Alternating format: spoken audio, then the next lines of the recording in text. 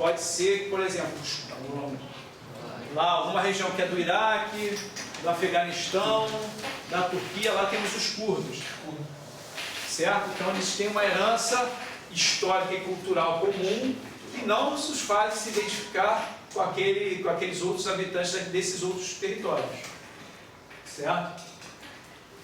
Então o problema da autodeterminação é esse, né? Se eu invento alguma coisa que eu não passo mais a me identificar com aquele território, com a população que está naquele território, então eu vou criar algum movimento de liberação, como os diversos que ocorreram na África, tá? Logo depois da Segunda Guerra Mundial. Lá tem fundamento, certo? Mas alguns são forjados. O processo de unificação da Itália e da Alemanha, ele foi um processo. Tinha até a piada, né? Criamos a Itália, agora vamos criar os italianos, né? Então procuravam, depois da formação da Itália, uma situação de identificação comum entre os italianos para poder dizer que aquilo era a nação italiana. Os alemães já é mais fácil porque eles têm o pan-germanismo, né? Eu não posso dizer que foi criado, ele realmente existiu. Bem, o nacionalismo, a crença de que as nações devem formar seus próprios estados, que impediu no século XIX a formação de uma Itália e uma Alemanha unificadas, tá? E isso são disseminações desses valores. Hoje nós temos, com muitas novas tecnologias e educação, nós temos disseminação de valores de uma forma muito rápida que podem fazer tornar essa identificação dos povos, de formar novos nacionalismos. Certo?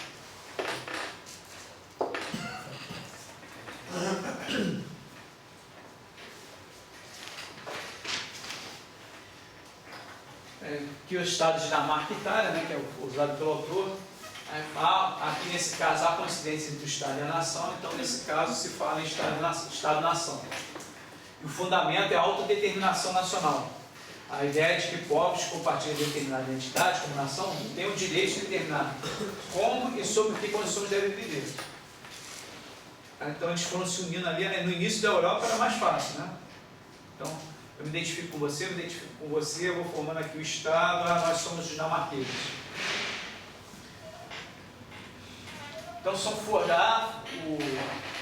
temos acordos de identidades nacionais comuns. Mas, por exemplo, temos lá os casos que são opostos, né? Temos o caso dos catalães na Espanha, que hoje não se identificam como espanhóis. Eles ainda fazem parte da Espanha, que é lá da União dos Quatro Reinos da Espanha, certo? Mas não se identificam como espanhóis. E aqui já comentado o caso da Catalunha da China, né? Bem, um conceito que não faz parte da necessidade da formação do Estado, né? Mas que é importante se ter, do monopólio do uso da força, da violência dentro do seu território. Quem tem o monopólio do uso da força dentro do seu território é o Estado. Ele atribui a alguém, certo? Então só eu, o Estado, que posso determinar a prisão, posso determinar o espancamento, o julgamento, ou alguma outra medida coercitiva. Eu que detenho os meios de uso da força. Tá bom?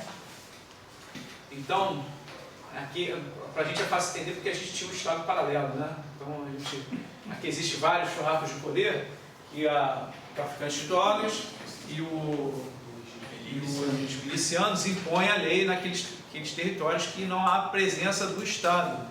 Tá? Então, nesses vácuos, nós conseguimos perceber esse tipo de noção do monopólio do uso da força. O Estado está falando aqui, ele não está aqui, então aqui ele está falhando no monopólio do uso da violência. Tá bom? Esse conceito é importante.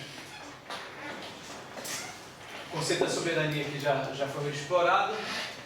E a natureza e poder do Estado. As três fontes naturais de poder mais importantes são o tamanho, a posição geográfica, os recursos naturais e a população. Tem esse gráfico aqui que é importante. Eu me lembro que caiu na minha prova. Não caiu o gráfico, mas lá se falava em hard power e soft power, né? Então esses dois primeiros quadros, que é as fontes naturais de poder, geografia, recursos naturais e população, estão associados a hard power. E aqueles que são as fontes tangíveis de poder, que é desenvolvimento industrial, nível de estrutura, características das Forças Armadas, também fazem parte do hard power. Tá? No livro não está muito claro, certo? Ele preferiu colocar desta forma aqui. Tá? Mas pode ser, como as palavras hard power e soft power aparecem, eu aqui estou associando de forma direta para vocês, tá bom?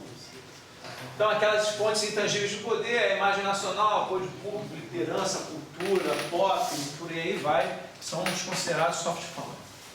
Existe ainda um outro conceito, que é o smart power. Opa, tá aqui. Que é a combinação do soft power, quando este é amparado por hard power. Certo? Então, é o poder de influenciar. É como se eu chegasse assim, meu amigo, se você não mudar a sua atitude, eu acho que não vai ficar legal. Certo? Você não está sendo esperto, você não está sendo coerente com as suas atitudes. Isso eu estou falando, mas eu tenho um carro de combate atrás de mim para atirar no cara se ele fizer alguma besteira. Né? Então, essa conversa aqui que eu estou tendo, ela está sendo amparada por um hard power. Certo? Então, essa é a ideia do smart power. Aqui é a associação de poder duro, hard power, da economia e da coerção, e o poder blando de persuasão e de atração, sendo a medida apropriada a combinação dependendo do contexto. Tá? Bem, o Estado, não sei o que apareceu no meio do texto do Estado, mas está aí no livro, né? Então a capacidade do Estado ele possui, vamos colocar dessa forma, ele possui capacidade de uso de diplomacia, tá? Então temos alguns tipos de democracia, de diplomacia, de diplomacia pública, e a de celebridades, comentada com tem um jogador de basquete, foi na Coreia do Norte. Dennis Rodman. Isso, Dennis Rodman lá, foi tentar fazer esse diplomacia, de tentar mudar a atitude do Kim Jong. Kim Jong, né? Então, não foi muito feliz, mas foi uma tentativa. Essa ideia, então a gente tem, por exemplo, Bruno Fox, temos a Angelina Jolie conseguindo influenciar as atitudes de alguns povos, de algumas nações, alguns estados, o emprego da sua altivez, né? Do seu carisma. Mais do que carisma, né? O acesso aos meios de comunicação.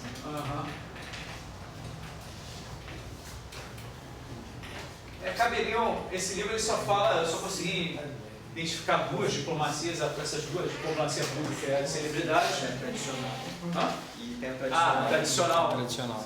Tá bom, então coloquem também a tradicional, tá certo? Que também entra no pacote de vocês.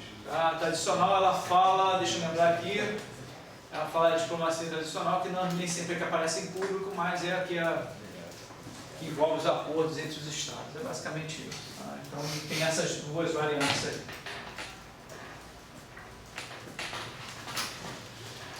Bem, temos também a capacidade de Estado da aplicação do seu poder econômico, né? Isso aqui que é através da aplicação de sanções econômicas e através de sanções inteligentes, tais como congelamento de ativos do exterior, que são as mais recentes, né?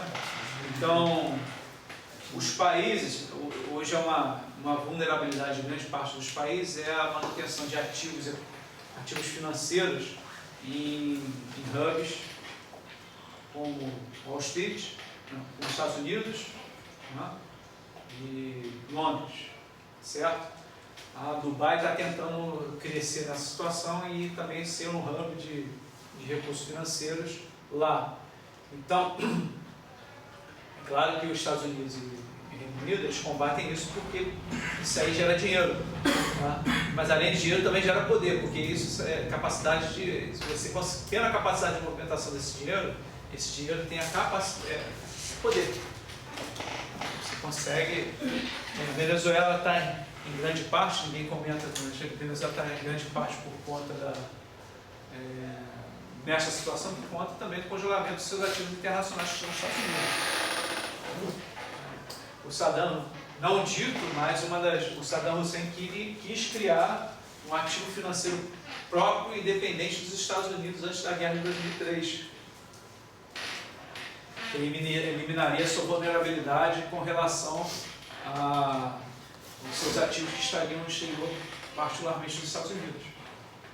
Certo? Então, tem sim problema. Então, são essas sanções inteligentes aí, Deus. Tá bom? Agora, quanto ao uso da força, comentado pelo Valentim Santos, chato? Foi? Não foi? Foi? Não.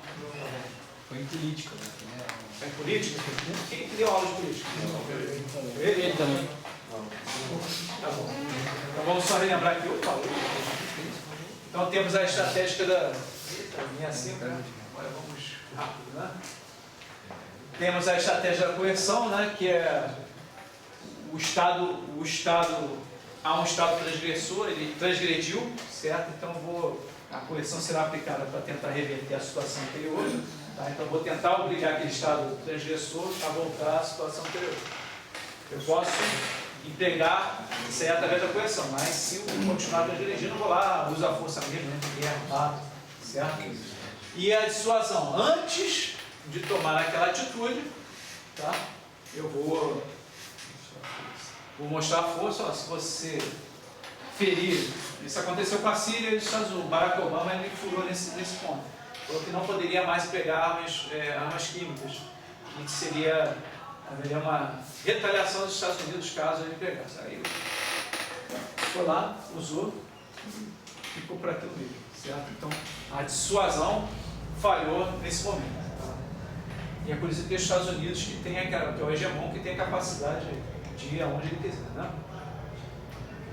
Bem, ao uso das estratégias nucleares, o estudo tem capacidade de lançar o primeiro ataque e o segundo ataque, mas isso eu acho que vai explorar na estratégia, certo? Ai meu Deus.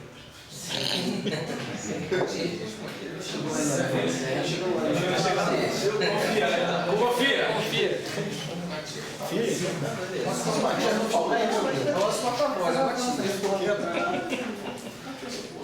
Então a ideia do primeiro ataque, do segundo ataque, né? Então que os Estados Unidos e hoje a Rússia, né, eles tentam manter a capacidade de primeiro ataque, de segundo ataque. O segundo ataque, é claro, após que seria a reação, seria a capacidade de reação a um ataque nuclear feito pelo oponente, né? Então por isso aí entram submarinos, entram aeronaves espalhadas por uma diversidade. Antigamente tinha até aquelas naves que ficavam voando 24 horas por dia com armas nucleares, com a opção de segundo ataque caso os Estados Unidos fossem atacados. Aí o primeiro ataque, é claro, que é a tentativa de eliminar com o primeiro ataque nuclear todas as armas de destruição em massa do opositor. Basicamente isso. Tá? Outros conceitos que apareceram meio soltos, né? Mas já comentado que, de modo geral, democracias não fazem guerra entre si. Isso é uma realidade. Há um comentário sobre os estados falidos, quando os estados perdem a capacidade de se autogovernar, o caso mais emblemático é o da Somália, mas existem outros casos. Tá bom? A Somália ainda não se resolveu até hoje. Então a falência do Estado perdeu a capacidade de governar, se tornou um Estado falido.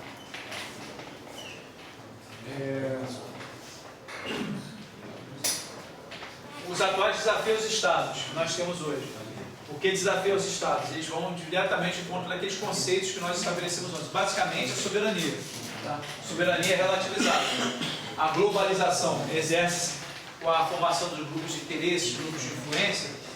A globalização faz que mais mensagens circulem pelo mundo, podendo influenciar grupos de interesse a tomar determinadas atitudes contra o governo.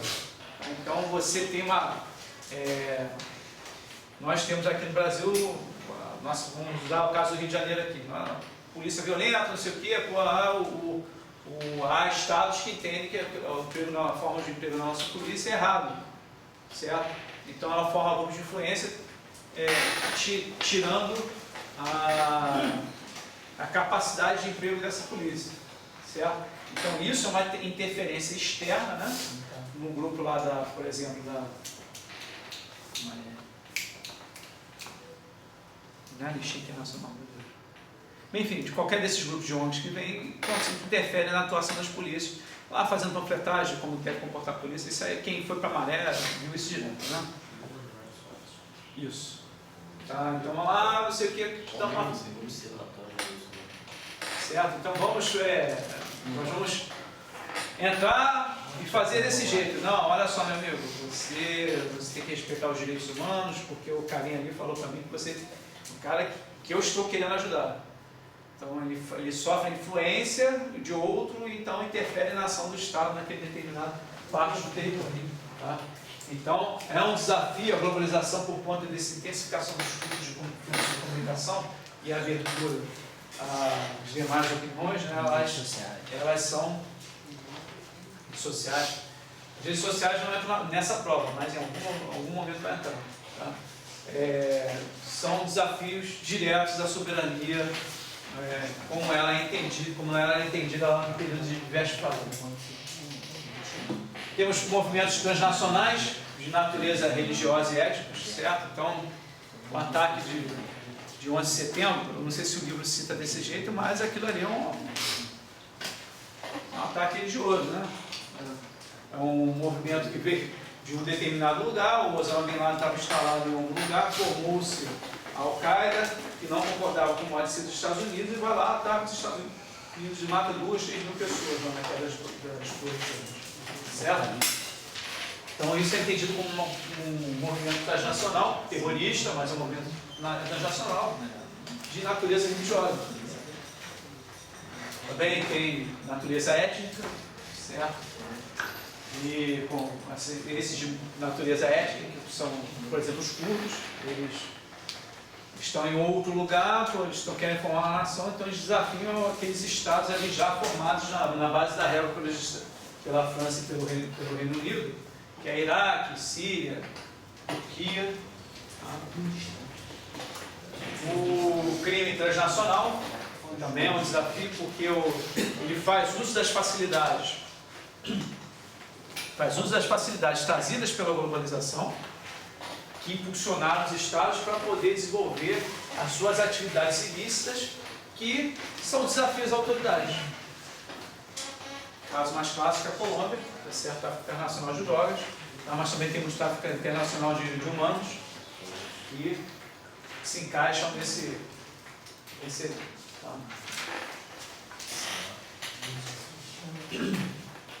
Vamos lá. Acho que é a última. Antes de partir para a história do Brasil, né? Política externa brasileira, falar das organizações intergovernamentais, também desempenha um papel no sistema internacional. Há um entendimento que o Estado hoje não é o único ator, né? Todos nós concordamos, até os jornalistas concordam. E o mais que a anarquia restringe a vontade dos Estados de cooperar, eles podem, no entanto, trabalhar juntos, especialmente com o auxílio das instituições internacionais, que é o caso das organizações intergovernamentais. A cooperação é determinada campo, tá? Um transbordamento para outros campos, já comentei aqui, os bens coletivos, exemplos oceanos e alguns exemplos de organizações intergovernamentais. Comentando a mais importante que nós temos, que é a ONU, né? Seus dois principais órgãos, que é a Assembleia Geral e o Conselho de Segurança. O Conselho de Segurança é seu órgão executivo, composto por 5 membros permanentes e 10 não permanentes. Voto pela maioria, certo? E sendo 5 membros permanentes, tem capacidade de veto das resoluções. Só para trabalhar em tese sobre problemas internacionais, problemas relativos à segurança.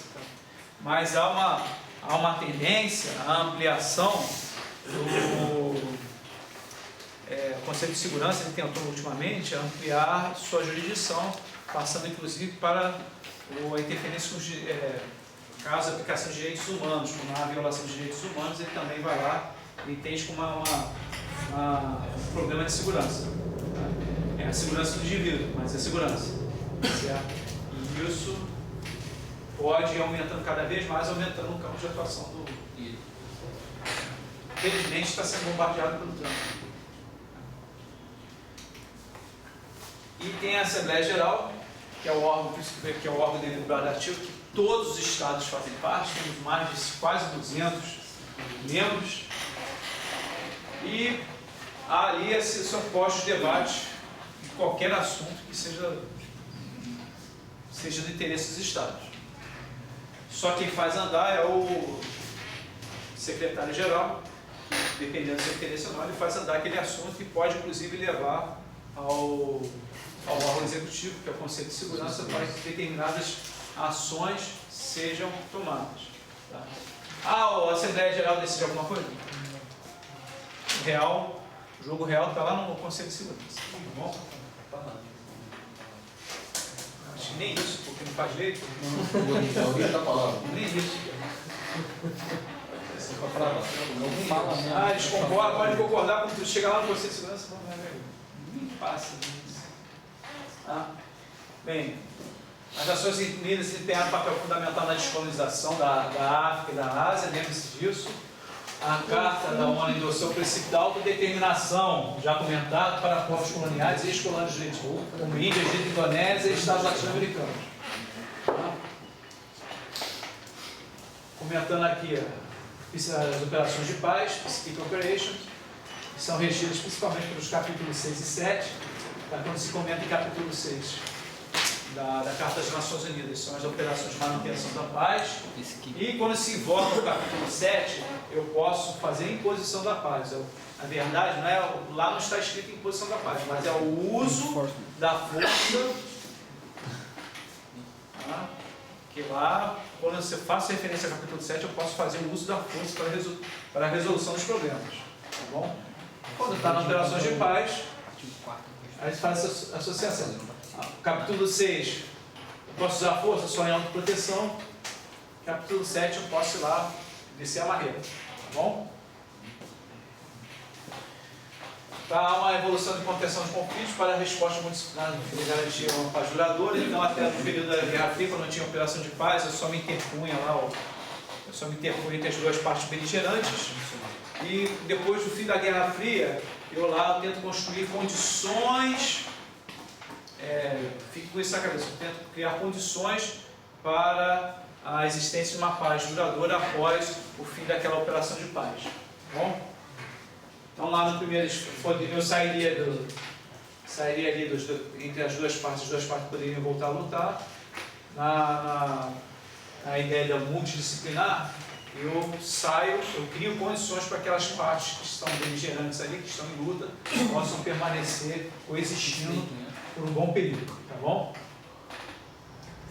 Temos os casos de empregos de forças de paz, a Somália que foi uma falha, Timor-Leste, sucesso, tá? No Afeganistão, ainda estão trabalhando, na Angola e na Namíbia foi de sucesso, né? Que foi um movimento de libertação, depois foi de supervisão lá de forças nacionais, e na Namíbia não tem operação de paz na Namíbia, mas ela foi consequência da independência da região. E o caso de genocídio em Ruanda já comentado. Dá um intervalo?